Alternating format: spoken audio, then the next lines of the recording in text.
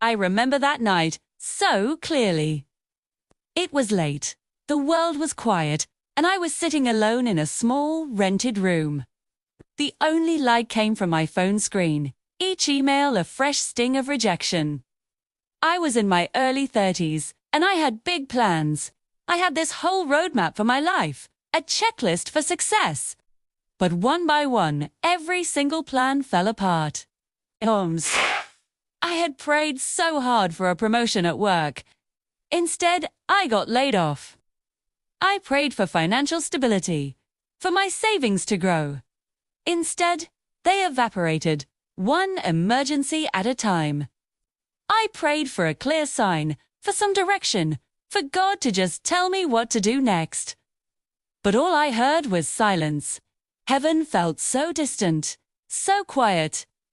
I was exhausted, spiritually and emotionally broken. I remember whispering into the darkness, my voice cracking. God, I don't understand your will for my life anymore. I don't get it. Looking back, I see the problem so clearly now. My idea of success was all about money, recognition, and being in control.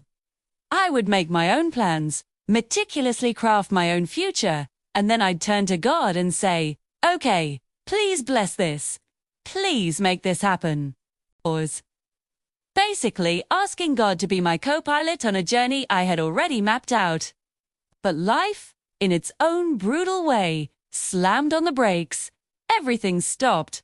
And in that stillness, in that forced pause, something began to shift.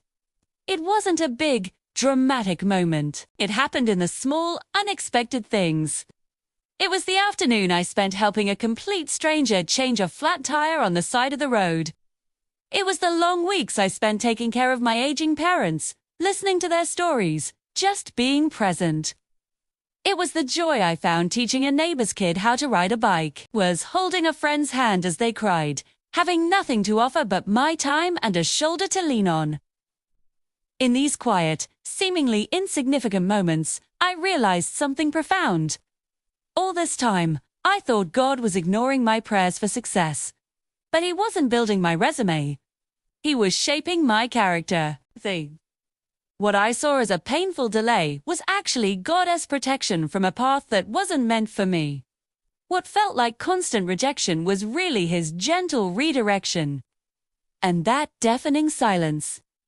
That was just God working behind the scenes, in ways I couldn't see, preparing me for something different, something deeper. The real turning point came when my prayer changed. Nights. Instead of listing my demands, I finally surrendered.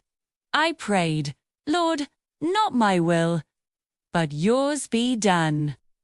It was the hardest and most liberating prayer I've ever uttered. Years have passed since that night. I'm not rich. I'm not famous. My life looks nothing like the one I had planned.